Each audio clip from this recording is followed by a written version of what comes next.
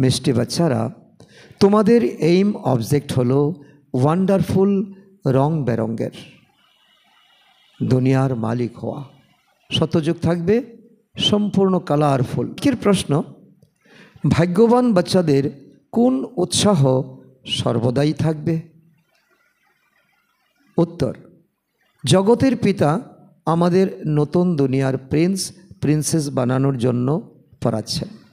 তোমরা এই উৎসাহর সঙ্গে সবাইকে বোঝাতে পারো যে এই লড়াইয়ের মধ্যেই স্বর্গ লুকিয়ে আছে। এই লড়াইয়ের পর স্বর্গের দ্বার খুলে যাবে। তোমাদের এই খুশিতে থাকতে হবে আর খুশির সঙ্গে অন্যদেরও বোঝাতে হবে। এই শ্রীকৃষ্ণের জন্মদিনে তোমরা বসে থাকলে চলবে না। তোমাদের এই খুশির উন্মাদনার এই খবরটুকু সবাইকে দাও। খুশিতে থাকবে, সবাইকে খুশিতে বোঝাবে। কারণ এই যুদ্ধ যে মহাভারী বিনাশ যে সামনে দাঁড়িয়ে আছে, এই বিনাশের পরেই নতুন দুনিয়ার দরজা খুলবে, শতযুগ শুরু হবে। আর ঈশ্বর তোমাদেরকে এই নর থেকে নারায়ণ, নারী থেকে লক্ষ্মী হওয়ার জন্য পড়াশোনা করাচ্ছে। আজকের গীত হলো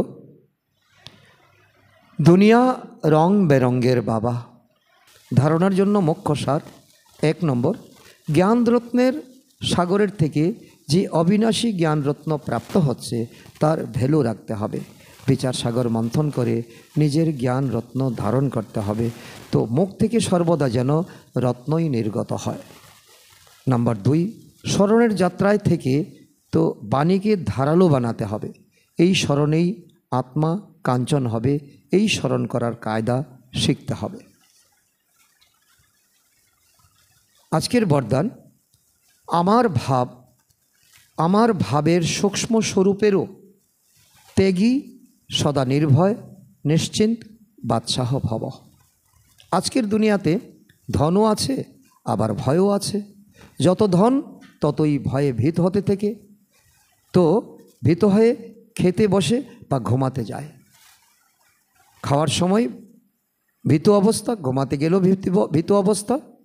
যেখানে আমার ভাব আছে সেখানে ভয় অবশ্যই থাকবে। তো কোনো সোনা হীরাও যদি আমার হয় তো ভয় তো অবশ্যই থাকবে। কিন্তু যদি আমার সে বাবা, আমার তন মন ধন বাবাকে আমি অর্পণ করে দিয়েছি, তাহলে নির্ভয় হয়ে যাবে।